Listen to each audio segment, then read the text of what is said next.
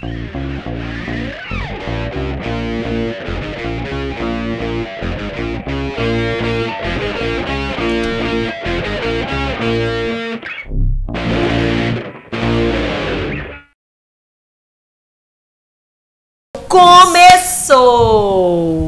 mais um episódio. Amanda Almeida, que é da minha família, mas não é da minha família. A gente está há quase um ano tentando descobrir se somos da mesma família ou não.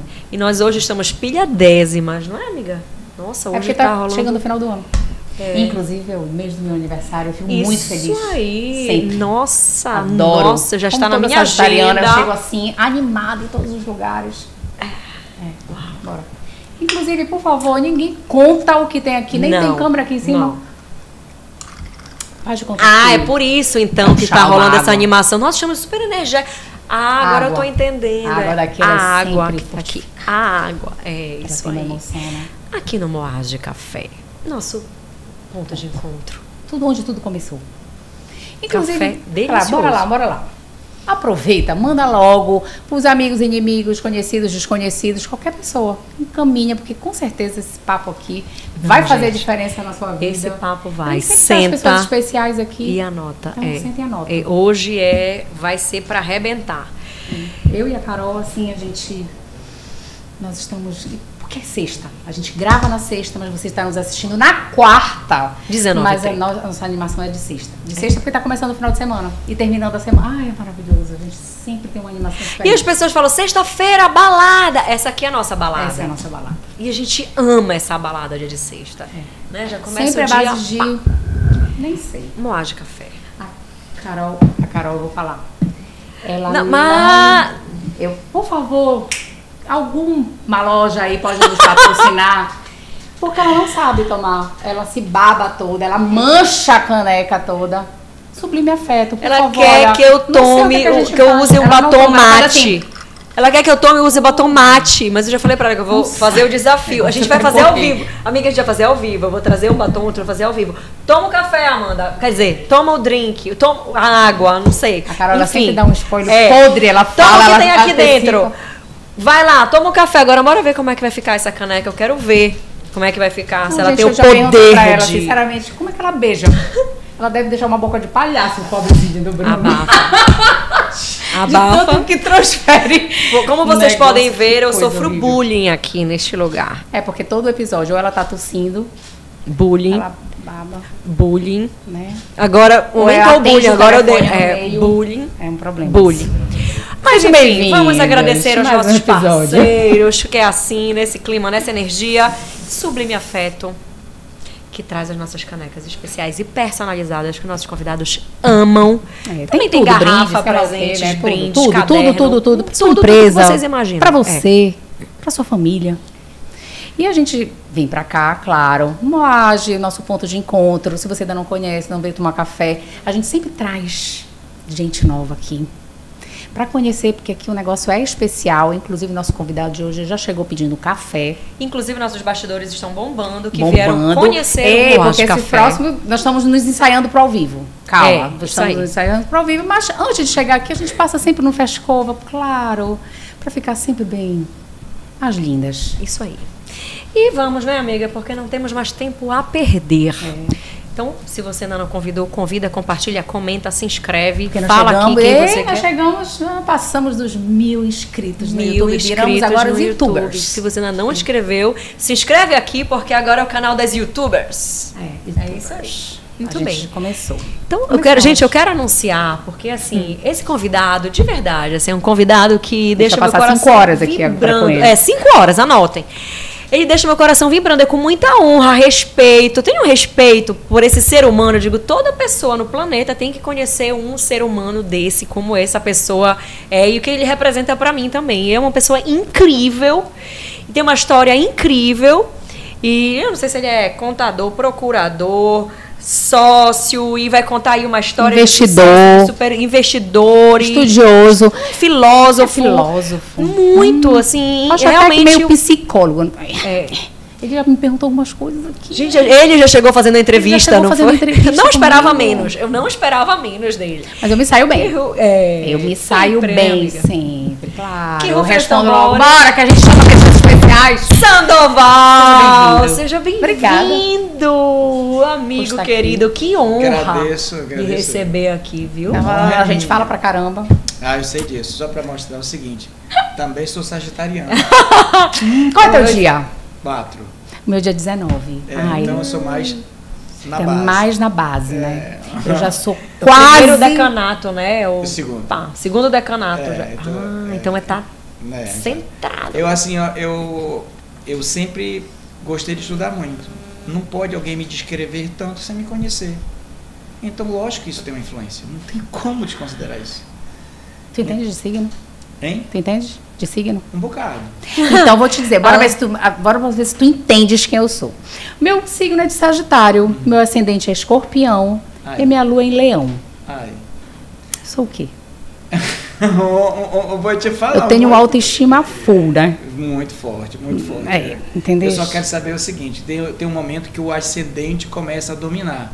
Como eu não posso perguntar a faixa etária, eu já não consigo dizer quem é seu ascendente que está dominando ou se não é. No É máximo melhor. uns Mas eu só 25, vou te Sandoval. dizer No o máximo uns seguinte, O 25. meu ascendente é leão.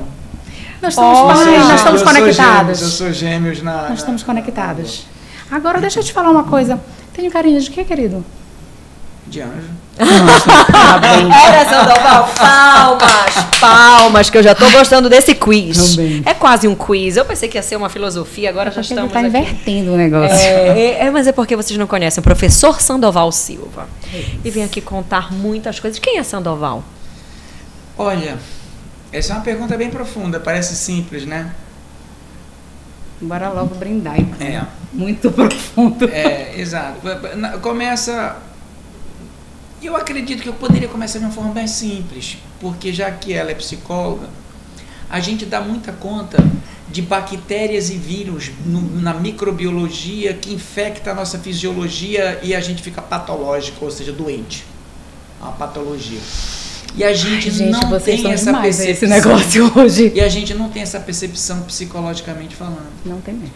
Então, hoje em dia, a gente discrimina, rejeita as pessoas que têm alguma patologia psicológica.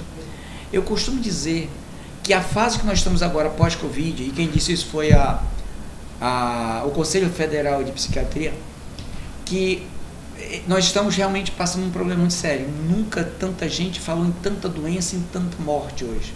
Eu digo que se a gente pegar algumas coisas, a gente é tão cego para as questões psicológicas que se a gente pudesse converter uma patologia psicológica em uma patologia física, muita gente estaria na UTI. Muitas delas internadas profundamente, em sono profundo. Mas a gente não dá conta disso. Normalmente a gente diz que a pessoa é mal amada, a gente diz que a pessoa é louca, a pessoa é doida, translocada. E muitas vezes a pessoa simplesmente só quer ser atendida em uma patologia que ela não dá conta.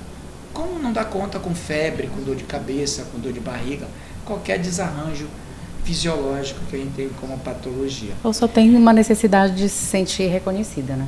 Só essa Na daí. verdade, a gente tem uma necessidade de ser visto, de se sentir importante. É crescimento, mas não fala que na cadeia Sim. das necessidades ela está. E você está uma premissa muito interessante. O que nos conecta e o que nos desconecta? O que nos faz estar aqui junto e o que nos faz não desconectar? As necessidades humanas e os desejos racionalmente defensáveis são os que nos conectam. E os que nos desconectam? Não atender essas necessidades ou esses desejos, ou atender de forma deficiente, ou atender um desejo irracional ou racionalmente indefensável. Por exemplo, um serial killer, um pedófilo, não dá para colocar. Então, isso traz uma premissa muito simples. Como nós somos incompletos, eu preciso de ti para me completar. Mas nós apresentamos muitas doenças. Uma delas é, eu sou independente. Como assim, cara? Palheta, tu és independente. Tu dependes de tudo. Nós somos relacionados. Nós né? somos todos um em conexão, né? A gente, Somos em conexão. Então, a primeira premissa que a pergunta que tem, eu vou tentar conversar, que é Sandoval, me desinfectando. Eu sou um simples humano encarnado. Que lindo. E tem uma história muito simples quando eu falo, porque quando eu tive na China, que eu vi antes da pandemia, em Xangai, e eu vi aquele alvoroço de gente ali, eu disse, Eu queria saber a história de cada um e eu não tive tempo, não tinha nem língua para falar com eles. Cada história, cada momento. O que nos faz perceber como melhores? O que nos faz nos tornar especial? Eu acredito que isso começa um grande problema de hoje da humanidade. Porque como eu sou especial, eu sou superior a vocês.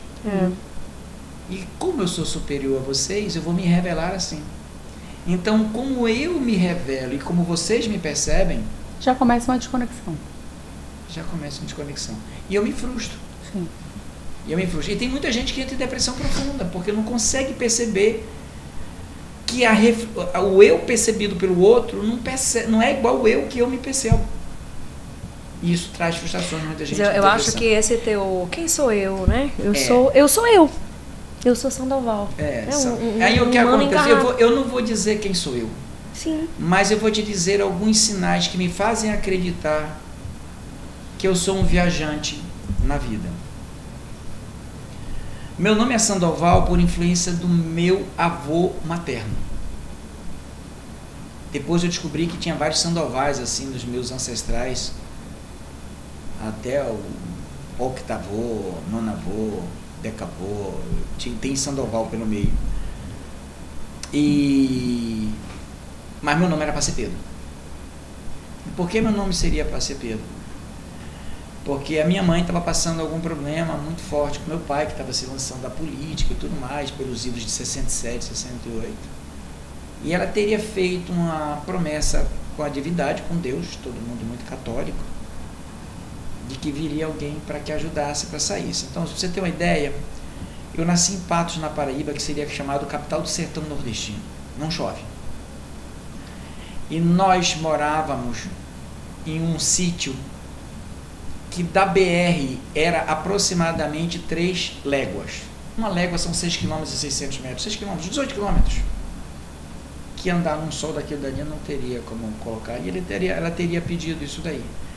E no dia que eu nasci, veio um calendário dizendo que quem nasceu naquele dia teria que ser chamado de Pedro. Pedro. O nome do meu bisavô materno era Pedro. Também tem uma história de vários Pedros também disso daí. Era Pedro e, portanto, começou aquela discussão. Põe Pedro, não põe Pedro, é um sinal de Deus, é aquilo que tem, é o filho que veio e tudo mais, todo aquele negócio. Prevalece, portanto, uma percepção machista no ano de 68, de que Sandoval deveria ser o nome. Aprendo a andar aos 9 meses.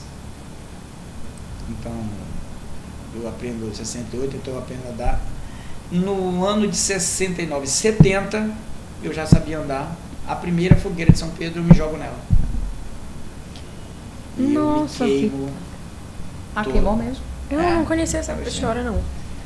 Pois é, queimam lá. E aí a família cria, portanto, um grande slogan. Tá vendo? Castigo. Não foi o Pedro. Tá vendo? Era para ter sido Pedro e tal. Obviamente que isso coloca, e tanto é que quando eu queria paquerar escondido, namorar escondido, qual era o meu nome? Pedro. Pedro.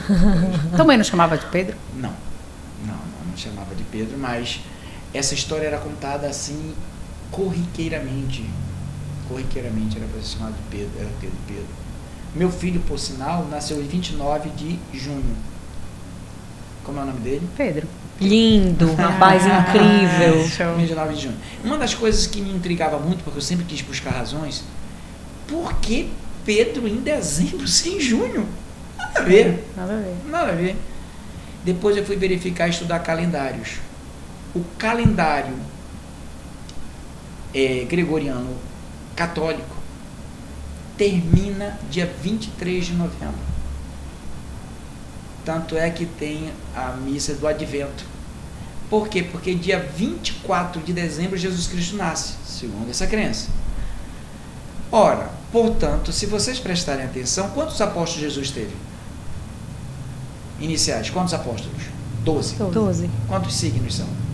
12. Um por mês, Portanto, cada apóstolo tem um signo. Sim. A quem, para a Igreja Católica, Jesus teria deixado o legado para fazer a Igreja Católica? Pedro. Então, o primeiro mês é para Pedro. Então começa... Então, Ah, por então isso, começa- tá então, certo. na verdade, dezembro é o primeiro mês, é. desse calendário católico, que é pela Bíblia. Então, portanto, foi aí que eu descobri que tinha a ligação, isso com Pedro. Muitos eventos com a família meio que se aproximavam muito, ou de junho, ou perto do meu aniversário, os sinistros.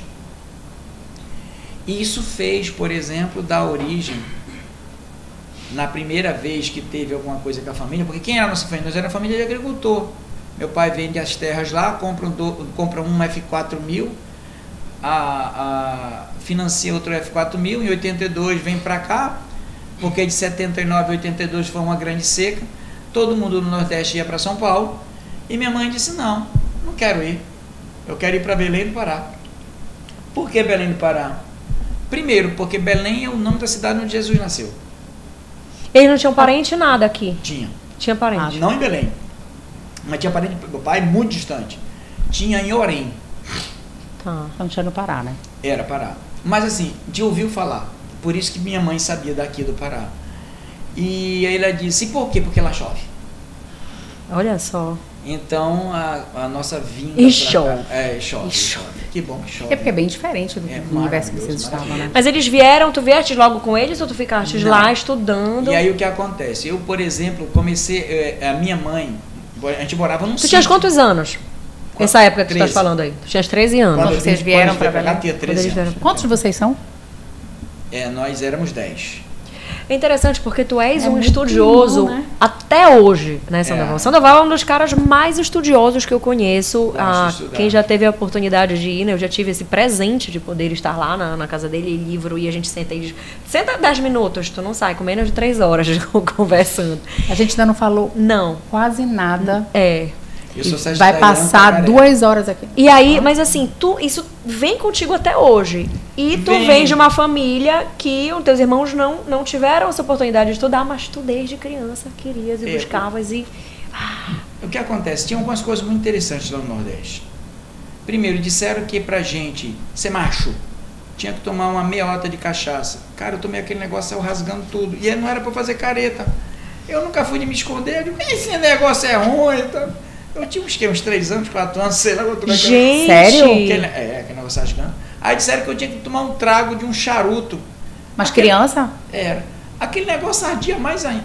Eu vou te falar. É porque assim, macho que ia pra roça, macho que toma não sei o quê. De idade. Eu com 9, 10 anos eu já era treinado para enfrentar qualquer pessoa na peixeira e no revólver.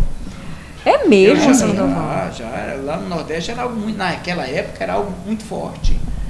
Entendeste? Então, as pessoas no Nordeste, naquela época, não sei, no sertão, você não tinha infância, você passava direto e você se arvorava a ser adulto. Imagina um adulto que nem passa pela adolescência.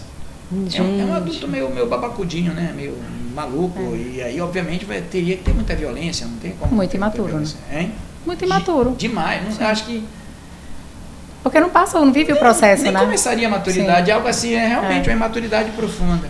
Ainda fica naquele estágio de formação inicial, né? Exato. Do caráter. Exatamente. E aí o que acontece? Eu não tinha isso, eu queria estudar. E minha mãe foi numa cidade lá, que é São José de Espinharas, que é o sítio onde a gente morava, ficava o município de São José de Espinharas, mas eu nasci em Patos. E trouxe uma professora para lá, mas eu era muito novo. Eu, pra você ter uma ideia, eu lembro meus pais me ensinando a caminhar. Minha mãe disse que eu caminhei com 9 meses, então eu provavelmente lembro de 9, 10 meses. Dizem que não é normal, tu mas lembras isso? Eu lembro. Lembro muita coisa, muito forte. Eu lembro quando eu olhava e eu não tinha visão tridimensional, eu achava que o céu era colado com a terra. Eu dizia, não, pai, para o céu só subir ali. E eu lembro conversando, eu teimando, porque eu teimava muito fortemente com as situações. Então, assim foi germinado o nome Sandoval.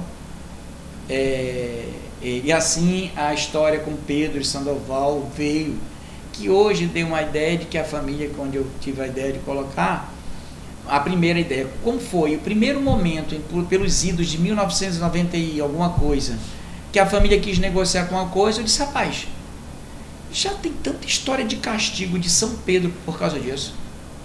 Vamos colocar o nome da empresa de São Pedro. Sensacional. E assim foi. A empresa foi São Pedro. Que bacana. Inicialmente começou. Foi São Pedro. Continua sendo só com outro nome. Ah, entendi. Aí o que acontece? São Pedro. Eu lembro quando era São Pedro. São Pedro. E aí a coisa começou com São Pedro. E aí vieram as críticas. Por quê?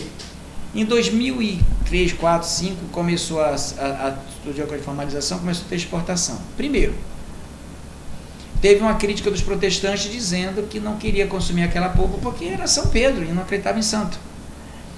E aí veio o primeiro arranjo maravilhoso cristão. Olha, São Pedro não é a pedra angular que edifica, é Jesus Cristo. Eu digo, rapaz, eu já estava satisfeito com São Pedro.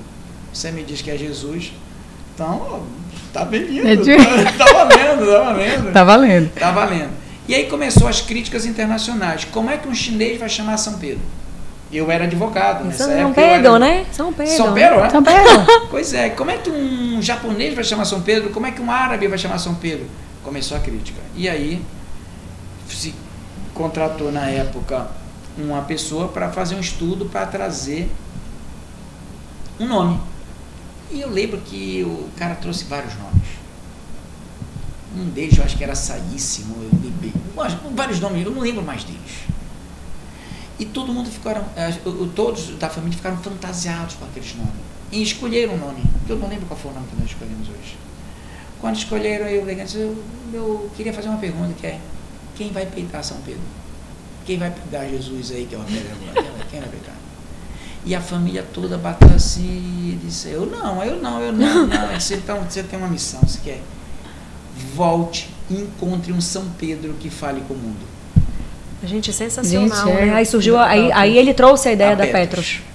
Pra quem não... Gente, o Sandoval, ele é sócio investidor cotista de uma empresa que trabalha, exporta açaí, polpas de frutas, isso, tem nossa, delicioso. Mas começou com teu pai, tua mãe? Então... É família... Assim, eu te vejo... Como um cara que saiu. Como foi a empresa. Primeiro, quem começou, qual foi o pai, foi a mãe, só para eu entender. Mas é pai isso que eu vou falar. Eu te vejo como um cara que saiu abrindo caminhos, assim, para muita coisa aí a partir do teu estudo, né, da tua família e tudo. E eu lembro quando tu falavas para mim, Carol, eu não tinha outra opção. Eu lembro que tu falavas isso pra mim, assim, eu não tinha outra opção, eu tinha que estudar, não tinha outro caminho pra mim, tinha que estudar. Eu dizia, mas amigo, tem sim, porque teus irmãos todos não estudaram. Então tu tinhas a opção de não estudar? Não, mas pra mim não tinha essa opção, eu tinha que estudar. Então quer dizer, tu já tinhas uma coisa assim muito costurada na tua mente de eu tenho que estudar, e aquilo ali foi abrindo aquele caminho até a tua família vir pra Belém e, pum, começar aí essa jornada, que é o que a Amanda tá perguntando, como começou essa empresa? Então, nessa sementinha aí, como é que foi? Conta pra gente. É família de origem mesmo? Hein? Foi a família de origem que começou. Pai e mãe. Pai. Não. Deixa eu falar alguma coisa que tem. Na verdade, a pessoa que pensou e fundou e deu as traços filosóficos, porque tem teoria e filosofia por trás. Até porque a palavra Petros foi escolhido em latim, não em aramaico e não em grego, porque foi o Império Romano e foi o momento que... Por que Jesus Cristo nascera naquele momento? Porque foi o momento que o mundo estava conectado, iniciou a se conectar com o Império Romano. Então seria fácil explodir o nome de qualquer grande pensador. Por isso que Sócrates não fez isso, Platão não fez isso, Aristóteles fez um pouquinho com Alexandre o Grande quando fez o Império, uns 350, 400 antes de Cristo. Não estou lembrado, mas por aí. E por isso que veio por isso foi escolhido isso daí. Veja, quando a gente vem para cá, eu venho com 13 anos. E toda hora contar daquela história que de alguma forma eu haveria de ter alguma solução para tirar a família. A família, o que tinha? Era tu carregavas esse peso, eu não sei se é um peso. Eu não digo que é peso, que é propósito, não tem. Alguns psicólogos disseram que isso daí foi peso, outros disseram até que foi maldade da minha mãe. Mas eles colocavam em ti, não, o Sandoval vai ter a solução. Exatamente. Minha mãe sempre falava isso, sempre falava nesse sentido. Tanto é que em 2015, antes dela morrer, eu entreguei a missão da família em relação àquilo para ela. Ela morreu logo depois, em 2016, uns 7, 8 meses depois. Mas o que acontece? Eu tinha algumas premissas. Qual era? eu negava todo o ambiente que eu estava. Eu não queria estar naquele lugar, eu não queria ir para a lavoura, eu não queria cultivar feijão. O que eu gostava de cultivar era melancia, porque dava para cortar a melancia e comer a melancia lá, mesmo era uma delícia a melancia de lá. E eu gostava muito, então eu não queria aquilo. E naquela época tinha uma questão assim que você tinha que casar cedo e ter filho cedo. Eu disse, mas se eu tiver filho cedo, se eu casar cedo, eu pensava muito, eu com 6, 7 anos, incrível, eu né? pensava, Incrível. Conversava logo diretamente, eu sabia que eu ia casar, eu sabia como era mais ou menos como ia ser minha mulher, tudo isso pensando, isso é coisa loucura de criança, só sendo. E eu dizia, tanto é que o seguinte, eu me dedicava muito ao estudo, enquanto isso meus irmãos namoravam muito, tinham filhos por aí, eu não. Obviamente recebiam uns nomes injustos em respeito disso, que até era discriminatório na época e até hoje é, mas na época a discriminação era violentamente aceitável, hoje, graças a Deus, não é. Entende? Apesar de uma definição muito tranquila em relação ao gosto que eu tenho na forma hétero que me posicionam, apesar de hoje ser algo que não se pode dizer muito, mas não tem isso, eu não tenho nenhuma discriminação, acho maravilhoso a discussão sobre isso, trabalho sobre isso. Mas isso... era assim, não gosta da roça, então é... Não, exatamente. Se não gosta da roça... Ou é boió, ou é vagabundo, é ladrão. Então eram os 3 jargões que tinha nenhum problema com isso daí, porque, cara, aquilo tinha que ser dito naquele ambiente. Era a solução que tinha para ser dito naquele ambiente. Foi o que eles aprenderam, como eles aprenderam. Tudo maravilhoso. Não era naturalizado. Aquilo era bacana porque me nutria na ideia de dizer o seguinte, eu vou mostrar que é paz de ser contrário. Sensacional. Vou mostrar que muito isso novo, é né? possível. Era. Muito novo. São Paulo não é desse planeta. Mas veja, 10, 12 anos, você já tem uma responsabilidade muito grande com isso. Em 79 morre meu primeiro irmão, em 89 morre meu segundo irmão e a família se desestrutura. E eu, aos 18, 19 anos, assumo a família inteira. Isso você já tinha vindo pra cá, e você já estava, e você já, por exemplo, vocês vieram pra cá, foram viver do quê? Lá no Ver o Peso? Não, aí meu pai trouxe pra cá e começou a viver de frete. Tá. Em 1982, em dezembro de 82, meu irmão, ele transportava verdura, comprava aqui com um japonês lá em Capanema, aqui na Ceasa, e levava para Capanema para o mercado central. E também botava uma gaiola de gado para transportar gado. Aqui ali em Capanema tinha muita questão de gado, essas coisas. E meu pai pegava tipo garrafas velhas, fazia e levava para o Nordeste para envasar cachaça. Tá. Então pegava, aqui tinha muita garrafa. E uma certa vez o meu irmão foi abordado por um aceizeiro dizendo o seguinte, eu queria fretar seu carro. E era para transportar açaí, era todo dia, aquilo era maravilhoso, porque todo dia. Sim. Então estou falando de fim de ano de 82, em novembro, dezembro, mais ou menos de 82. Então estou falando de 41 anos atrás, mais ou menos, né? E aí o que acontece?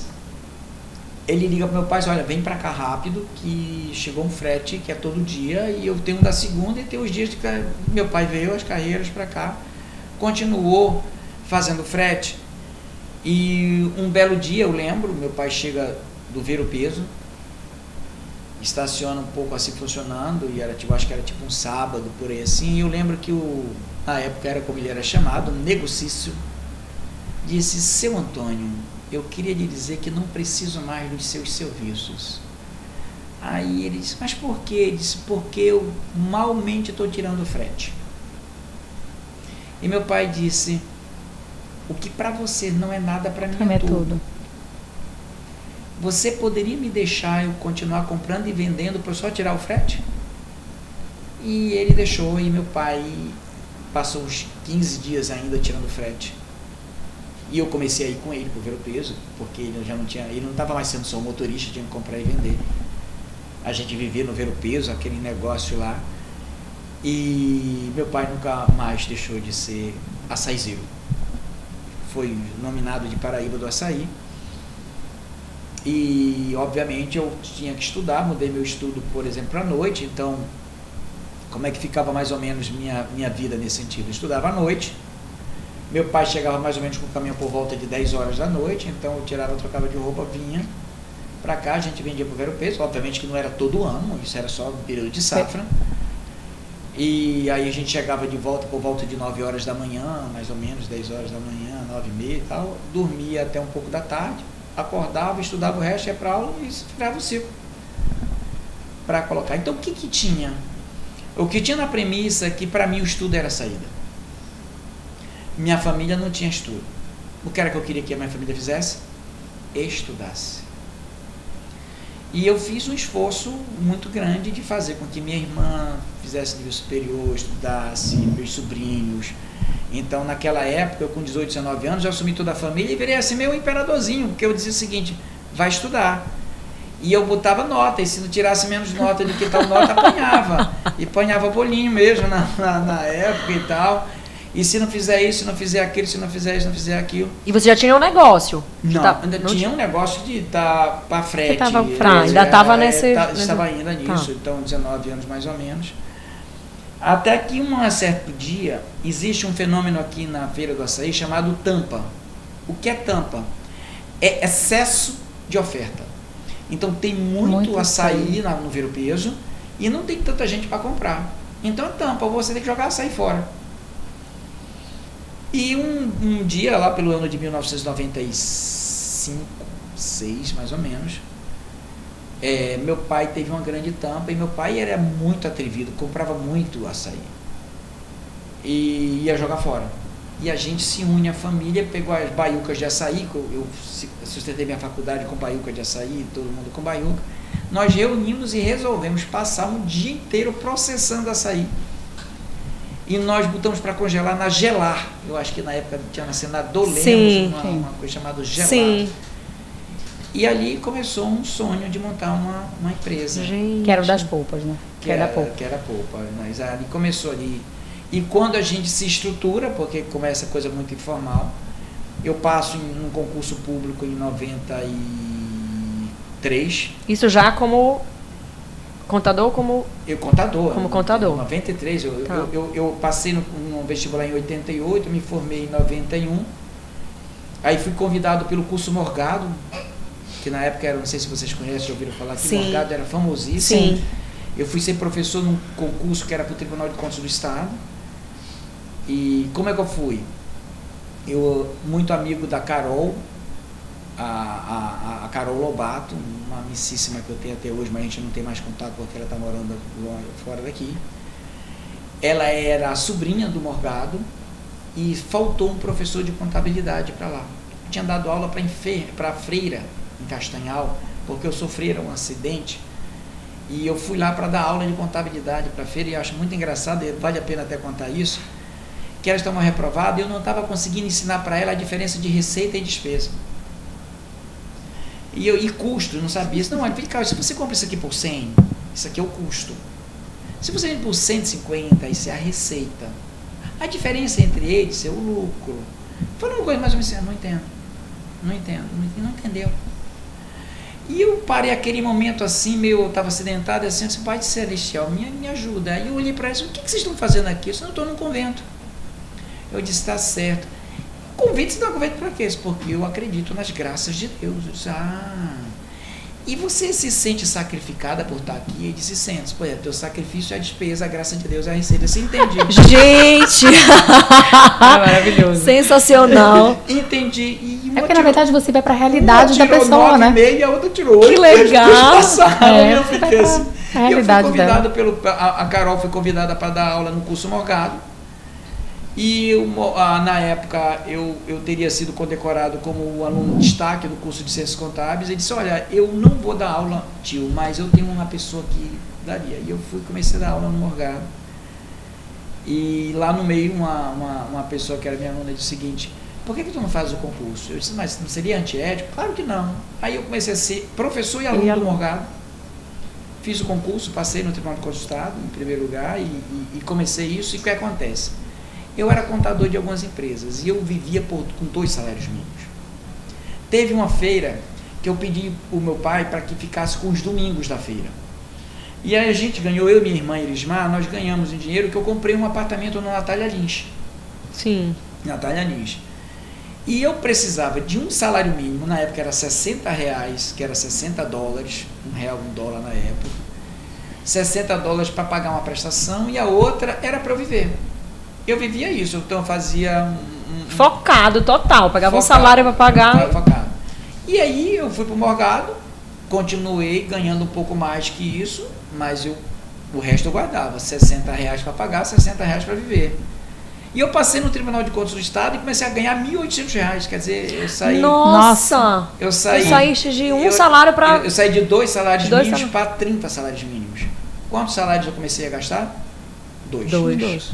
E botava 28 na mão da família.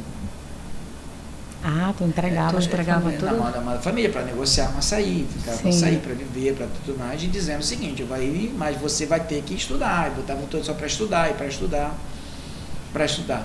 Então a ideia não era montar um negócio, eu acreditava que as coisas eram sempre pelo estudo. E as coisas foram surgindo, não, eu quero que cada um se forme. Eu me formei com a Baiuca, eu quero que cada um se forme, montei um negócio e tal. E chegou um momento em que o valor que começou o Rio de Janeiro explodiu com açaí, e começou algumas fábricas daqui vender, e algumas fábricas pegaram um calote. E aí, com base nisso, nós começamos a arrendar algumas fábricas de alguém para pagar a conta, e depois viramos sócios, tanto é que a gente era chamado Os Sem Fábrica. Gente. Era chamado Os Sem Fábrica. Até que chegou um momento que a gente tinha que montar a empresa. Isso já estou falando 99. Já profissionalizar, já precisou profissionalizar um pouco mais. Montar a empresa, e disse, vamos montar a empresa. A gente vivia de uma coisa arrendada, vamos montar a empresa. E que nome é? São Pedro. E aí o São Pedro. Então o nome dado foi São Pedro. Então ela começou com açaí. Depois que deram as polpas. Começou com açaí. E a pergunta que tinha é o seguinte, eu te explico já como foi isso.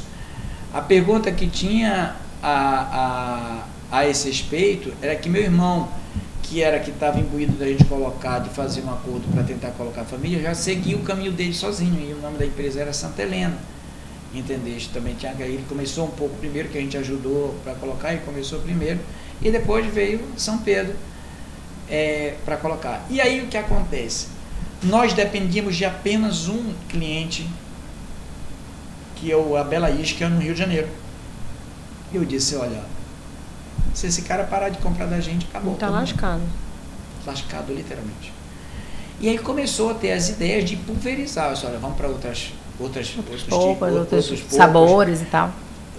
Verticalizar o açaí. Vamos para o mix, para não sei o quê. Nossa, eu lembro que vocês lançaram um mix fantástico. Como é que chama? Sorbet, né? Sorbet, né? Sorbet. Vinha de banana, morango, que é delicioso. É tipo um mousse, não é? Qual é a diferença do sorvete para o sorbet? É o leite e a gordura hidrogenada, que um tem e o outro não tem. Então fica tipo um mousse, né? Fica parecendo um sorvete, mas um sorvete mais menos saudável, cremoso, mais saudável. A ideia seria essa daí, ser saudável. Por um ato do destino, a gente começa a exportar lá pelo IDO de 2005, mais ou menos, e começa toda essa história, colocando. Nessa época eu era advogado, já tinha me formado. Por quê? O que foi que eu fiz? Em 93 eu passei no Tribunal de Contas do Estado, eu disse, agora eu vou fazer o que eu quero, porque eu não tinha condições de passar em Direito, eu sempre fui apaixonado por Direito. Entendi. E eu estava estudando em Capanema, e o professor Leal disse, não concorram com Belém, Capanema não tem condições de concorrer. E eu disse, eu vou estudar para quê? Isso faz para Ciências Contábeis, que vai ser a profissão do ano 2000. Eu lembrei dizendo isso. E assim fez, eu passei. Eu fui o 58º em Ciências Contábeis, eu seria o 400º, não passaria em Direito. Ele foi maravilhoso. No primeiro ano que eu fiz Ciências Contábeis, eu quis fazer um vestibulinho para Direito. E eu esqueci de apresentar uma disciplina que estava acabando, chamava EPB, Estudo de Problemas Brasileiros. E eu esqueci de mostrar que eu tinha feito as palestras, foi indeferida a minha matrícula.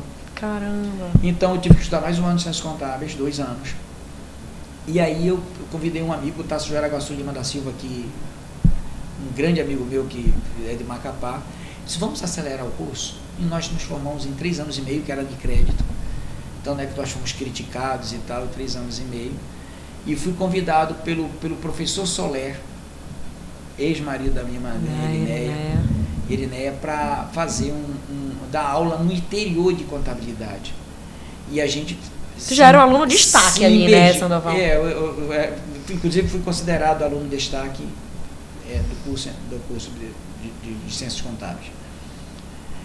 Também coincidiu em Direito, mas eu acho que mera coincidência mesmo. Aí o que acontece? eu acabei fazendo um estudo muito profundo, que quando eu entrei para dar aula para o Morgado, eu já entrei já muito calçado, porque já tinha tido grande coisa. É o que eu digo, o grande problema que tem uma pesquisa que diz que nós somos hoje a repetição das 5 pessoas mais próximas de nós. E pode ser até que a pessoa tenha morrido, pode ter sido no livro. Sim. Mas o grande problema é que a gente faz uma apropriação indébita, a gente se arvora a dizer que somos nós. E a gente acredita piamente, a gente briga. Tanto é que hoje em dia, mas você começa a discutir isso, não discute comigo não, discute que foi com fulano ou com fulano, foi que falou. Okay. Eu só estou falando que discute falou. Com quem estava convivendo. Discute com quem estava convivendo.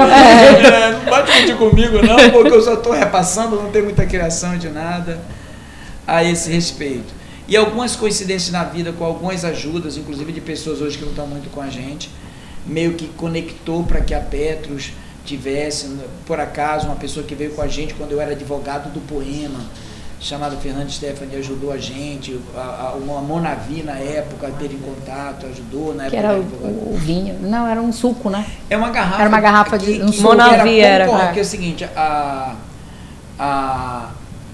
Noni tá Noni era antes, né? A Noni da era Monavi. antes, aí foi criado lá, que é da mesma cidade, que é Salt Lake City, em Utah. Nos Estados Unidos. Nos Estados Unidos. Eles criaram, que é uma rede de marketing direto. Marketing. A gente supria isso como matéria-prima. Vocês que entregaram aqui o Monavi, começaram a suprir a Monavi por várias coincidências. Eu digo o seguinte, que Deus mexe em alguns pontos interessantes. E a nossa grande injustiça são os segundos que mudam a nossa vida. Existe até uma teoria, inclusive bíblica, que eu acho que a teoria, é dos 5 foram 6 segundos, 3 segundos, é alguma coisa assim, que foram os segundos que levaram a pessoa a convencer a princesa a pegar Moisés no rio. Mudou. É a gente identificar quais são nossos 4, 3 segundos, eu não estou lembrado qual é a teoria, eu acho que é 3 segundos, 5 segundos, mas eu acho que é de uma tomada de decisão assim, pum. Que muda. Eu fui para direito porque eu cheguei com uma pessoa chamada Cristina Oliveira, que antigamente era Cristina Dourado, e disse, meu sonho é ir para direito. Eu quero fazer vestibulinho, que eu não quero fazer vestibular para não concorrer, eu não quero tirar a vaga dos outros. Eu quero pegar as vagas do vestibulinho. E ela, naquele momento, ela começou a conversar comigo sobre interesses difusos, que provavelmente poderia cair. E ela passou uns 40 minutos falando para mim, conversando, batendo um papo assim sobre interesses difusos. E depois me deu 2, 3 textos. E eu estudei uma semana. E caiu aqui. Passou. Sensacional. Incrível, Aquela né? mulher foi... Agora, normalmente a gente esquece de pessoas assim. A Irineia, por exemplo, por isso que ela é minha madrinha, foi uma professora maravilhosa que disse que quem estudasse muito poderia estagiar na época em alguns lugares, em algumas coisas, e eu acabei seguindo isso. Ela foi a minha professora orientadora de TCC na época. Então são pessoas assim que fizeram a diferença, foram os petelecos que fizeram você ir para frente. Agora, Sandoval, me diz, qual foi o maior desafio para ti nesse processo todo, né, da tua caminhada? Qual foi os maiores desafios que tu enfrentaste? Acreditar que era possível. Isso era difícil para ti? Muito. A gente é muito imediatista. É você perceber, eu estou andando a escada. Ou eu estou andando e é esse o caminho, né? É esse o caminho. É você resistir o momento de desespero. É você acreditar que é hoje e não foi hoje. E não tirar hora. Sabes que a minha mãe dizia muito isso para mim, assim, com essa coisa do imediatismo. E aí eu dizia assim, putz, mas eu estou fazendo, e cadê o resultado? Ela falou, Amanda, tu anda e tu já olha para trás, aí não vai vir? E aí tu anda mais um pouco, e aí não vai acontecer? É igual tu plantou e aí eu ando mais um semente, pouco, cadê já tá? Cadê já não nasceu? Tá Calma, confia, anda, que vai acontecer o processo que tu tá escolhendo, né? É plantando que tu vai escolher. Mas essa coisa da angústia de não deu certo, não aconteceu, e a gente está olhando mais para trás do que olhar para o destino mesmo, da onde que a gente, quais são os caminhos que a gente escolheu e tal. E é muito, muito fantástico. O que eu ia falar era exatamente isso. Quando tu olhas para trás assim, de ver toda essa jornada, porque a tua família toda hoje ela é envolvida dentro desse projeto, né? A família toda, até a filha, ou enfim, que sobrinha, irmãs, então todas entraram nessa jornada. Até seguiram carreira solo. Porque o que acontece é muito engraçado. Se você pega Maslow, tem uma Sim, pirâmide. Sim. Quanto mais necessitado você é, mais conectado você é. Quanto mais você supre a necessidade, mais você se arvora com a vaidade, a independência, que é um grande problema psicológico. Sabe que eu oriento os meus clientes, uma das coisas que eu falo muito, para ajudar nesse ponto de reflexão, é como eu saio da minha necessidade e vou para a realidade. Como que eu saio da minha necessidade e vou para a realidade? Porque a maioria das vezes a nossa necessidade ela não condiz com o que a gente está vivendo no momento. A gente fica só na necessidade, olhando para essa necessidade. Se perde do que é possível. Qual é o meu momento? E eu fico na necessidade de ser atendido, nos meus medos, e perco o momento, né? Porque a gente está focado na necessidade, muitas das vezes. Muitas vezes. Eu acho que você está falando coisas aí que são muito interessantes, mas para mim elas teria que fazer um certo destilar. Necessidade é sempre necessidade, você vai buscar atender. Você pode até morrer de fome, mas você vai querer atender isso. Só que no percalço da vida, você passa por traumas e fraturas emocionais que você faz no que eu denomino de loop comportamental. Existe uma teoria da psicologia que diz que você não tem a idade cronológica que biologicamente você vive. Sim. Cada momento de felicidade ou tristeza porque você passou, quando você lembra, você volta àquela idade que aquilo teve. Então, se eu tenho alguma coisa que eu estou lembrando, por exemplo, eu estou lembrando agora eu caminhando com 9, 10 meses com meus pais. Então, eu estou agora tendo 9, 10 meses. Entendeu? Eu fui momentos de percalço muito grande na morte dos meus 2 irmãos. Foram muito difíceis. Mas o difícil não foi a morte, foi dizer o seguinte: agora, a gente veio do Nordeste, vai para a vingança? Como é que faz? Né? E as coisas que vão se encaminhando, como é que as coisas vão se alinhando na sua vida e desestimulando, porque você, quando pede muito para Deus, não é que Ele dá? Não é? Peça e será atendido. Ele dá, de verdade, Ele dá. E a gente às vezes até se assusta. Ele já chegou? Porque você não contava, já estava até desestimulado e a coisa vem. Nem acredita. Nem acredita no que isso possa acontecer. Então essas coisas eu acredito, porque até no meu programa de pós-graduação de Direito, eu estudo muito psicologia, que para mim é o seguinte: eu quero compreender porque nós somos um ser político, como disse Aristóteles, político de polis, político de que eu não consigo ficar sozinho, político que eu não consigo, eu preciso estar com alguém. Um dos grandes problemas é o seguinte: você, quando tem insuficiência de conexão, você adoece psicologicamente. Sim. E Doyle e Google diz isso: se você tem alguma coisa na sua vida que você não compartilha com alguém, estás doente ou prestes a adoecer. Como o excesso de conexão. Parece até que a gente tem um ser político, mas tem uma quantidade de tomadas. Se ficar faltando, adoece. Se passar, adoece também. Então a gente tem alguma coisa nesse senão a esse respeito. Mas sabe qual é a crença que eu tenho em relação a isso? Sobre o nível de relação, né? Na verdade, as pessoas, a gente se relaciona até onde a gente dá conta de se desenvolver. As pessoas, elas se conectam com a gente, aquilo que de fato se conecta, porque estão sendo instrumentos da nossa evolução. Se a gente não se relacionar com o outro, a gente empaca na vida, né? Fica lá.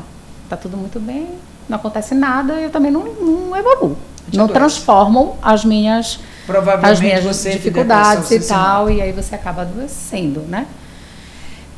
Então eu vejo que é muito mais, eu falo sobre relacionamento, por exemplo, de pessoas que hoje já dizem assim: não tem ninguém para me relacionar, não existe mais pessoas legais, eu prefiro ficar sozinho, né? Porque não tem mais pessoas para mim. E quanto mais as pessoas vestem essa lógica, mais adoecidas se ficam, porque você tira a oportunidade de se desenvolver, de se relacionar com o outro e poder desenvolver aquelas suas fragilidades mesmo, aquelas habilidades que você precisa fortalecer também. Né? Mas as duas coisas que você está falando, para mim, tem uma ponderação muito forte. Hitler, por exemplo, quando queria matar alguma coisa com alguns requintes, porque Hitler fez muita coisa que foi evolução, né? Então ele botava uma pessoa totalmente sem contato, sem subir o som humano, sem nada. De 3 a 4 meses a pessoa se matava. Então não tinha para onde correr. E você está falando, então para mim é isso, adoece e a pessoa tenta se matar nisso daí. A outra questão que você está dizendo, está muito voltado à questão da intolerância e do mundo que a gente está vivendo hoje. Nós estamos diante de um momento muito intolerante. Antigamente nós éramos tolerantes. A gente suportava a antipatia do outro. Eu digo que a gente amava mais. Hoje a gente ama menos. E a gente olha muito amando para si mesmo. Quando a gente São vários monólogos, si mesmo, né? Quando você ama muito para si mesmo, você está voltando à doença. Você se volta a adoecer. Eu lembro quando eu vim para o Pará, eu lembro que eu vi 2 pessoas brigando num domingo, final de tarde, bêbado. Eu disse, amanhã vai amanhecer um morto, porque lá no Nordeste era assim que a gente devia falar. E no outro dia a gente acordou, foi todo mundo para lá ver na calçada e estava um rindo do outro. Não, porque tu pegaste o tábua e tudo mais. E minha família disse, não, porque isso é frouxo, isso é medo. Eu disse, não é, eles amam mais, o pessoal ama menos. O que vocês estavam dizendo que a coragem de um homem, na verdade é desamor de um homem. Por que um homem tem que tirar a vida de outro homem? Então não tem muita lógica. Então a gente é impulsionada a dizer ou fazer alguma coisa sobre vários dogmas que a gente recebe. E isso nos desconecta. Isso nos tem. Então hoje nós estamos vivendo uma fase isolacionista. Doente valendo. Doente valendo. Não tem como na verdade, pensa só. Tem uma filosofia que chama toltecas. Sim, os toltecas. Eles viveram no sul do México. E eles tinham uma filosofia de liberdade pessoal, de desenvolvimento através da espiritualidade. E uma das coisas que ele faz, esse autor até dos 4 compromissos, Miguel né? Ruiz. Miguel Ruiz. Ele fala sobre a gente já nasce como se tivesse uma doença de pele. A gente já nasce com aquelas dores, porque assim, a gente nasce sem, e no nosso processo de crescimento, a gente é infectado pela doença, por uma doença da humanidade. Então, a gente já se contamina através disso. Aí, quando eu passo a me reconhecer enquanto pessoa, ser, e o outro, eu não consigo. Eu vejo o outro através de mim. Sim. Eu idealizo o outro através de mim. Então, assim, são vários eus, a partir de um adoecimento que vem dos nossos pais, da nossa ancestralidade mesmo. A gente vida, já até do seu vem DNA, até até sua percepção noogênese, como diz Viktor Frankl. Então, quanto mais eu me conheço, mais eu me curo. Conhece-te a ti mesmo. Essa premissa aí é muito engraçado, a ideia da empatia, como você está dizendo, porque você nunca tem como me ser. O máximo que você pode chegar é com base nas suas felicidades e dores, imaginar como seria algo que pareceria com o que eu vivo. Como que eu posso enxergar o mundo a partir da tua lente? Ainda assim vai ser tudo imaginativo, porque eu não tenho como que você nunca vai ter. É a mesma coisa seguinte, eu nunca vou me ver. Nunca, Você nunca sabe como você é. Então como é que é o mundo? É aquilo que eu imagino, é aquilo que eu acho que eu sou e aquilo que eu sou. Você e como é que é o mundo de verdade? Ninguém sabe como é, né? A gente só sei como é através das minhas lentes, só sabe como é através da doença. Isso é muito louco, né? Por isso que quando eu sento lá na casa dele, a gente fica horas, porque não acaba nunca essa conversa. Que horas? Não, porque é isso.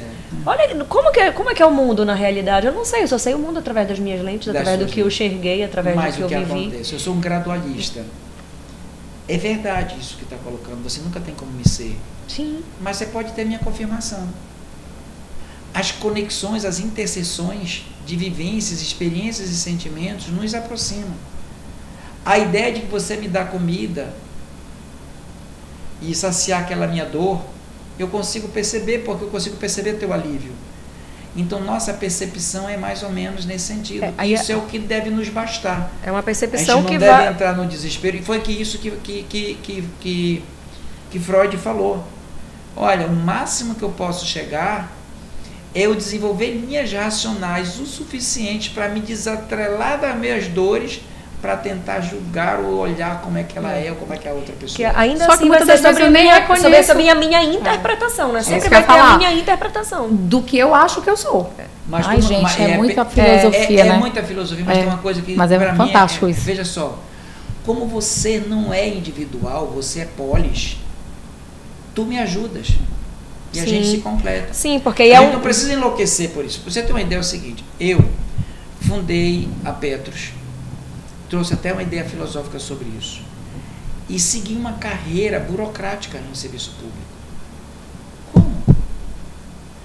Ninguém consegue entender isso. E é muito engraçado que as pessoas idealizam situações Porque eu digo, caramba, se eu fosse tão inteligente quanto eles dizem, eu seria realmente extraordinário. É porque você é extraordinário. Não é só amizade que me faz dizer isso, eu sei disso. Mas o que acontece? Por exemplo, hoje eu sou procurador do trabalho, fui procurador do Estado, fui advogado para o trabalho. Como um procurador do trabalho pode ou não pode? Até onde eu vou pode. Quer ser sócio, cotista, entendeste? No máximo, receber relatórios e fiscalizar alguma coisa. Se eu quiser comprar, por exemplo, ações da Petrobras, que eu tenho vários colegas que têm minhas ações, e se eu quiser participar do conselho da minoria, porque não pode ser majoritário, porque a Petrobras é a União que é majoritária, eu posso ir para lá e posso fiscalizar. O que eu não posso é administrar, o que eu não posso é gerenciar. Só administrador. É isso que tem. Então a Petros hoje tem muitas ramificações, tem lugares aqui, tem lugar em Macapá, tem ordem em Manaus, tem coisas na Amazonas, coisas em Portugal, coisas nos Estados Unidos. Agora imagina, eu sou procurador do trabalho, sou professor da Universidade Federal do Pará, da graduação e da pós-graduação. As pessoas acham que eu ainda gerencio tudo. Sou Como? Não dá. Como? Sou um super-herói. Que horas? É isso que eu estou dizendo. Se eu for assim, isso gera realmente uma questão de muita loucura. Por quê? Porque como eu idealizo alguma coisa e essa coisa não acontece, deve ser outra coisa. Como eu não tenho evidência daquela coisa que ela imaginou, ela entra numa loucura. Porque assim, olha, a nossa mente, só pra gente já finalizar. Eu não quero nem olhar pra eles. Não quero nem olhar, que eles estão assim já há um tempão assim, e a gente tá ignorando. A gente não tá nem ligando porque não dá. Mas tudo bem, a hora que vocês terminarem. Na verdade é o seguinte, eu não termino, alguém me interrompe. Pronto. Eu digo que assim, a nossa acabou de fazer isso. A nossa mente, o que a gente não tem de informação real, a nossa mente vai lá e completa. Exato. Então, como eu não conheço toda a tua história, eu vou lá e completar e dizer, não, ele faz isso, ele faz aquilo. E é natural que a gente faça assim. Então, enquanto você não tem essa informação, teu cérebro vai lá e traz a informação. É verdade. Dentro do que é conhecido para ele. Existe um jargão jurídico que diz que é a presunção da inocência. Presume-se inocente até que prove o contrário. Mas o nosso padrão psicológico é exatamente o contrário. A presunção é de que você não presta. Impressionante, né? Você olha um negócio na televisão e fala, claro que ele é culpado, óbvio que ele é. Exato. Então a gente tem uma presunção totalmente invertida.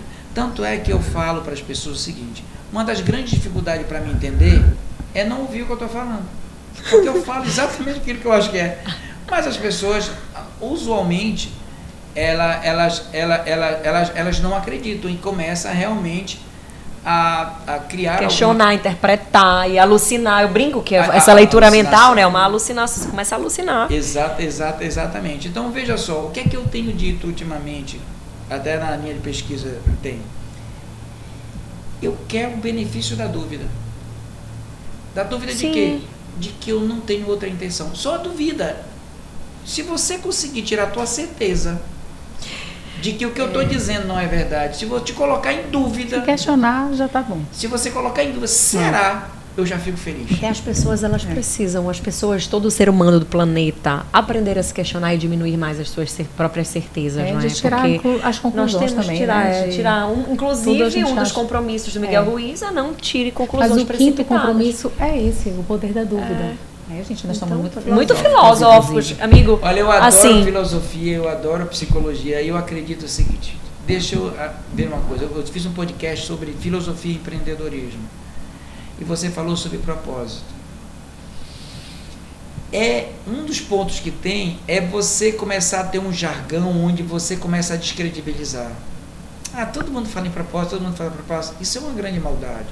Por que uma grande maldade? Para mim, eu vou dizer o seguinte. Que você banaliza uma coisa. Propósito tem dois grandes pilares. Eu digo, como é que você testa um propósito? Primeiro, já ouviu falar do Ikigai?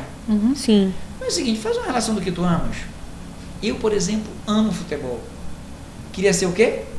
Jogador de futebol. Não passei no primeiro teste. Eu não era selecionado para nenhum time no primeiro. Eu ficava sempre na grade, eu não era bom. Entendeste? Eu ia para aula, os professores diziam, mas que menino danado de sabidinho. Ou seja, eu amava fazer alguma coisa e alguém reconheceu. Então, o primeiro ponto que você está no dom e no propósito é você ter essa linha de reconhecimento. Porque quando você está no propósito, você não trai. Quando está no propósito, você não se desvia. Quando está no propósito, você ama fazer. Um dos pontos que tem é hobby. Se você faz um hobby profissional, você está desviado. É o meu pensamento. Você tem um hobby profissional. Imagine que eu adore cozinhar e convido vocês para cozinhar, cara, vai ser cozinheiro, é bom ser cozinheiro. Entendeu? Imagine que eu não fosse estudar direito e eu fizesse um hobby para falar isso daí. Então isso para mim é uma ideia que parece estar afinado. O que uma pessoa propositada? E acredita fielmente. Um homem bomba é um homem propositado. Sandoval, então você que está se equiparando a um homem bomba, na primeiro pilar sim. No primeiro pilar sim, por quê? Porque você quer fazer aquilo. Então, todos nós temos uma intencionalidade positiva. Exato. Aí agora é o seguinte, quando você tem a ideia, porque até a pessoa que tem isso, ele está pensando em fazer o benefício para alguém. Sim, para ele. E não, o benefício é para a pessoa. Agora, onde é que eu me distancio disso daí? Que eu era propositado e eu sei que eu vim aqui para servir e não para ser servido. Então eu quero ver a felicidade da outra pessoa. Isso aí eu acho que é fantástico. Aí nesse momento se conecta as coisas que para mim tem uma correlação interessante. Você veio aqui para fazer o quê? Qual é o grande problema? É que eu venho para cá para dizer alguma coisa que eu acho que pode completar a vida de vocês e eu achar que eu sou especial nisso. Eu deveria só agradecer vocês de ter dado a oportunidade de eu ser útil em desenvolver aquilo que eu amo fazer. Se a gente chegar aqui à meia-noite, 1h, provavelmente eu vou ficar. Por quê? Porque você faz aquilo que ama. Eu vou ficar junto contigo. Eu tenho uma amiga que diz que eu sou um menino mimado. Eu digo, pessoa propositada não é mimada. Pessoa propositada não se cansa. Ele desliga. Porque ele não aguenta mais fisiologicamente continuar. Então chega ali, desliga, cai, dorme, acabou. Então essas são situações que tem. Tem muitas questões hoje que a vaidade... Eu não gosto de falar a palavra vaidade, egoísmo, orgulho.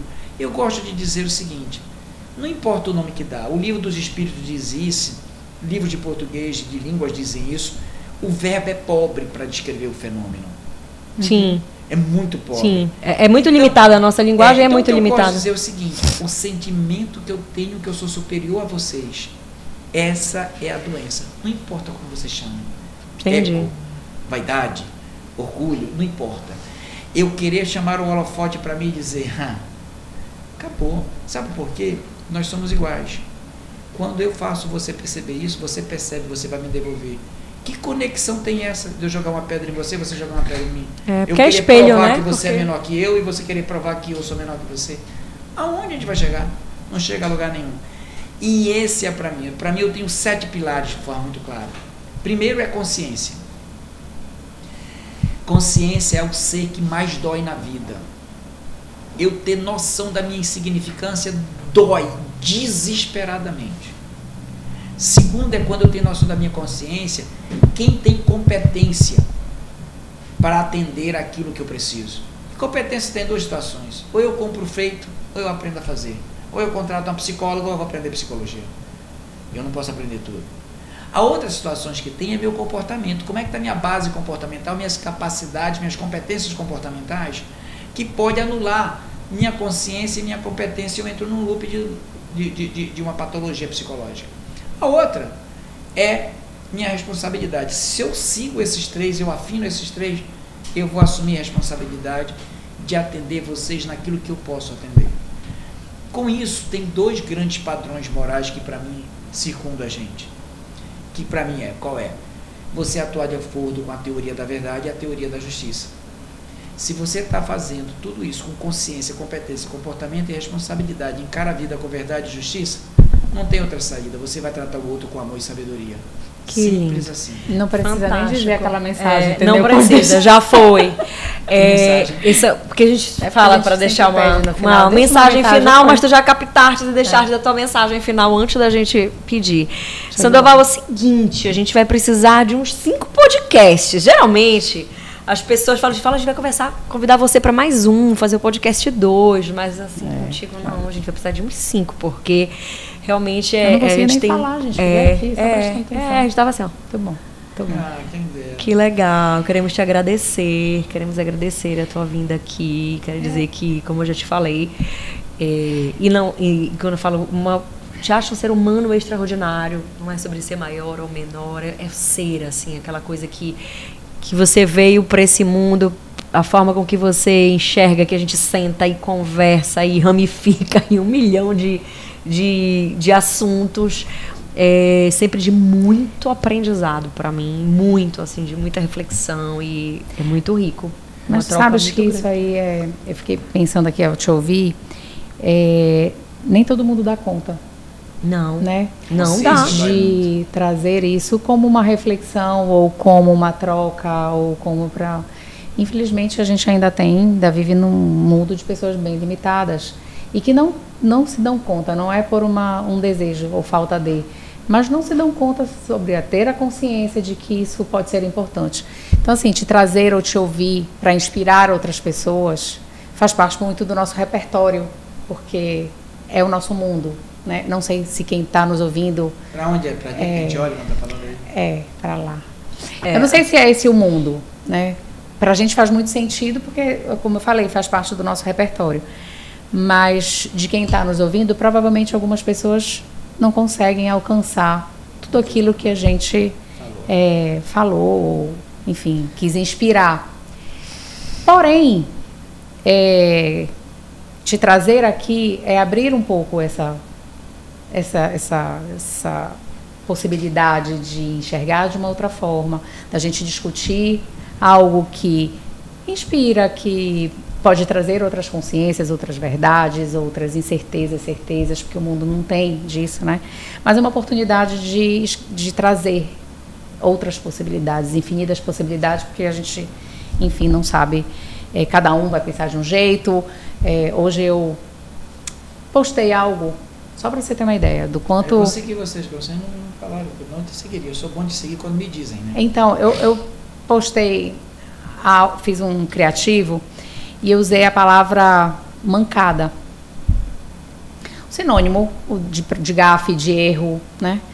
E aí uma pessoa... uma pessoa me passou uma mensagem e disse: poxa, Amanda, eu adoro o teu conteúdo, eu acho muito legal da forma como você fala. Né? Porque é um então, momento de esclarecimento em todos os níveis. Eu cansei de usar essa expressão e nunca tinha pensado sobre esse ponto de vista. De uma pessoa que manca e tal. Aí eu falei assim, cara, eu não tinha... Não tinha pensado. Eu falei assim, putz, eu te agradeço por incluir essa outra possibilidade. De fato, a gente usualmente usa uma nomenclatura com significados que você segue uma manada e você não sem falar e não percebe. Trazer essa consciência como uma nova possibilidade numa situação aparentemente boba, é isso que a gente está oferecendo aqui. Eu usei esse exemplo para mostrar que o quanto essa é uma possibilidade de trazer consciência. Com certeza. E consciência dói. Além do que a gente está vendo. Gente, né? Se vocês pegaram, tem muitos códigos aqui nessa conversa de hoje. Voltem, assistem de novo, voltem. Uma mensagem pessoal. Olha, é para lá cá? Aqui. O teu é aqui. Todos vocês são especiais. Não tem gente mais especial que outra. Eu vou começar dizendo que a razão do maior agradecimento não é de vocês, é meu, porque vocês nesse momento deram a oportunidade de eu me sentir útil e ter razão para viver. O propósito é algo tão simples e tão complexo e tão profundo que é a razão de viver. E dizer para vocês o seguinte: tenta tatear o dom que teve, o que você ama e o que os outros reconhecem que você ama, que é bom para eles. Qual é o grande problema? E aqui eu vou dizer duas coisas interessantes e vou botar um percentual aqui que eu não tenho exatidão na pesquisa. 90% das pessoas não sabem que existe propósito, 9% sabem, mas não dão trela, e 1% sabe e seguem. 99% das pessoas têm um estado de necessidade absurdas, que são pobres. Então nós temos dois grandes complicadores para seguir nossos propósitos. O primeiro é a pobreza. O estado de necessidade faz querer a gente correr atrás de dinheiro, atrás de alguma coisa. E isso pode chegar a coisa de valer tudo, inclusive eu pegar o que é seu, fazer o que quiser. A outra premissa que nós temos disso daí são os jargões que são dados às pessoas que nem são pobres. Você tem que ser poderoso, você tem que ser o melhor, você tem que ser acima de todos, você tem que ser rico, você tem que ter muito isso, muito aquilo. E quando você se joga para isso, você se desvirtua do seu propósito. E dinheiro é consequência. Dinheiro não é para se olhar, ele vem. Faça o que você ama e que os outros gostem que você faça, que ele vem. Eu gerencio pela UMPT um Promociclo 92 2017, que é o PERNOL, Programa Escrevendo e Reescrevendo Nossa História. E uma das questões que tem é como é que eu vou impactar as pessoas que vêm egresso do sistema penitenciário e da socioeducação, como é que eu vou mudar o modelo mental que ele tem. E algumas dicas tem. Esse projeto é incrível. Círculo restaurativo é uma dica, constelação familiar é outra dica, yoga é outra dica. Tem a meditação. Meditação, Vipassana. Vipassana, E aí o que acontece? Uma pessoa fazia yoga e eu disse, tenta fazer Vipassana. Vipassana ninguém paga Vipassana, a pessoa tem que querer vir fazer. Inclusive a pessoa agora que fez isso ficou 10 dias. São 10 dias geralmente, né? Sabe que eu não dei conta? Mínimo. Só de ficar 10 dias sem falar com ninguém, sem... Meu Deus do céu, eu não vou dar conta. No mínimo. Não tem Vipassana menos que 10 dias. É o mínimo. Isso. Tem de 30 dias, 10 dias. E ela disse uma coisa muito interessante. Primeiro que ela fez um Vipassana na socioeducação para a gente verificar o seguinte. 85% das pessoas que são egressos do sistema penitenciário voltam, porque é lógico, você vai fazer aquilo que você sabe fazer. Você está revoltado com a vida, revoltado com o mundo, revoltado com tudo. E você só sabe fazer aquilo, você vai voltar a fazer aquilo. Eu tenho que mudar o seu modelo mental. E aí foi feito o Vipassana em 4, que estava lá para a gente testar, porque a primeira coisa do PERNOL, a gente tinha reduzido de 85% para 12% a reincidência. E esses 4 até agora está 0% de reincidência. Foi feito meditação e as pessoas estão suportando várias consequências. E o que é que eu tenho de dizer do depoimento da pessoa? Antes de ir para o Vipassana, eu disse, meu Deus do céu, como é que eu vou pagar minhas contas? Eu vou deixar de fazer yoga, eu vou ter que fazer isso, fazer aquilo, aquilo outro. E ela disse, aconteceu tudo o contrário. Eu não preciso mais, eu estava passando algumas coisas, está tudo sendo mágico. É mágico. É mágico. Você, quando se encontra com o seu propósito, você não é mimado, você é propositado. Você, quando se encontra com o seu propósito, você preenche a vida, você enche a vida. E você, ao encher a vida, você enche a vida dos outros, porque você tem tudo para o outro completar. E não te preocupa, sabe por quê? Se tu completas alguém, os outros vão te completar. Você é simples assim. Também, né? Poxa, obrigada. Que presente, né? Carol, até a gente começou toda até entusiasmada, a gente terminou aqui raciocinando, refletindo. Obrigada. Poxa, obrigada por mais um dia. Um sextou diferente, né? Diferente. A gente tem entusiasmado. Eu terminei agora pensando sobre várias coisas. Até porque eu falei, sou muito grata assim para Embaba, porque esse livro foi um divisor de águas para mim. O livro dos espelhos também é algo maravilhoso. E se vocês quiserem qualquer dia tomar café e vinho, eu sou apreciador de café. Não precisa convidar 2 vezes. E olha, eu vou lhe falar porque eu sou um necessitado. E às vezes, é verdade, eu preciso de pessoas para conversar. Então quem tem que agradecer sou eu nesse momento, assim, sabe? E precisa de pessoas como nós, querida. A gente não tem repertório para isso, né? E a gente quer saber mais, quer saber mais. Eu sou insaciável para saber mais. Eu aprendo muito com a Carol. A Carol fica dizendo isso, mas assim, das 3 horas que a gente fica, eu só sou dono de 3 minutos, o resto do tempo. Eu gosto de falar, Carol. Carol gosta de falar. Que dá match, a gente chega lá e fala e conversa, e PNL, neurosemântica, e filosofia, e um monte de coisa, e ser humano. E é mágico. E você desatrelar, por exemplo, a sua zona de consciência sobre aquilo que você acha que tem certeza. Tem em mente a zona da falibilidade. Isso é incrível. Se nós não tivermos isso, a gente vai ficar feito malucos, teimando sobre uma coisa que a gente nem sabe. E de incluir que nós somos perfeitamente imperfeitos, total, né? Porque é isso. Gloriosamente falíveis. É isso. Pega esses cortes. Pega esses cortes, gente. Muitos códigos aqui. Não só código, deixa eu dizer alguma coisa para você. Diga teu estado de espírito agora. Gratidão, eu me sinto Como é que você está se sentindo?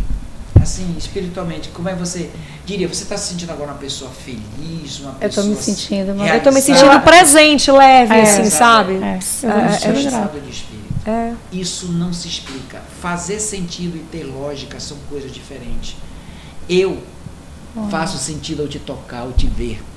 Eu faço sentido ao ter essa energia que eu estou sentindo agora, que eu estou perguntando para vocês para saber se está compartilhando. Ter lógica é raciocínio, é outra coisa. São consequências de ideias que se conectam uma a outra onde eu tenho uma premissa maior, uma premissa menor, eu formo uma terceira premissa de conclusão. Então tem lógica nós estarmos aqui para nos devotarmos outros.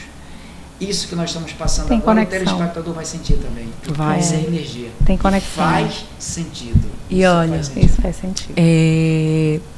Compartilhem. Curtam. Comentem, aliás, qual é o Gente, teu eu tô estado de bem. espírito ao assistir essa conversa aqui. Comenta aqui qual é o teu estado de espírito agora. Pegaste os códigos que a gente trouxe aqui, na verdade, que a gente também trouxe para nossa vida, né, Amanda? Até porque, eu vou falar uma coisa aqui para vocês. Conexão. A gente não se conecta com quem não tem a ver com a gente, né? Então, você está aqui, claro que faz todo sentido para a gente. E quem está nos ouvindo também vai fazer sentido para algumas pessoas, para outras ainda não está no seu momento. Mas a gente tem E muito tá essa tudo troca. bem, né? A gente tem muito esse momento, eu e a Carol, de poder trocar, de poder estar na nossa verdade, de respeitar as nossas vulnerabilidades e dificuldades. Eu acho que a gente mostra para quem nos ouve a nossa verdade, porque a gente não corta, não fica se arrumando, não... Para, volta, edita. Não tem edição, a gente fala mesmo. Canso de dizer assim, bora, respira, cara, faz, dá uma segurada. Cutuca por baixo assim. Não, eu digo, peraí, Posso deixa... contribuir um pouquinho? Pode. Quem reservar quanto tempo a gente está falando? Não sei. Já Eu não quero nem olhar ali, Você porque não já estão olha, 50 isso é horas assim, falando pra sim. gente. Quem reservou um tempo para nos ouvir inteiro, mesmo aquele que acha que não tem conexão, acredite, foi conectado. A questão que tem é porque entrou na zona de consciência e trouxe alguma dor. Se ressignificar a dor, Se toda liberta. essa energia jorra na vida dela e não Sim. tem como explodir, porque é energia do bem. Muito bem, muito bem. Obrigada. Carol, obrigada. amiga. Obrigada, amiga. Obrigada por ter... Uhum. Eu falei. É um presente. Presente para nós. Já tem gente nos ouvindo aqui, acho que tem algumas coisas ao vivo que estão acontecendo aqui. Essas pessoas devem estar também refletindo junto com a gente, porque estamos todos, né, aqui em êxtase por um momento desse. Êxtase é o conceito. É isso que eu queria ouvir, é isso que eu tô. Muito bem. Então, É isso. Obrigada. beijo para vocês. Mais um Compartilhem. episódio, por favor. Estamos juntos. Coloquem aí as reflexões de vocês, as perguntas. A gente vai mandar para o Sandoval aqui também poder tirar as dúvidas, caso vocês tenham. Esse episódio sai quarta-feira, 19h30. Estamos aqui sempre, toda semana. Um beijo.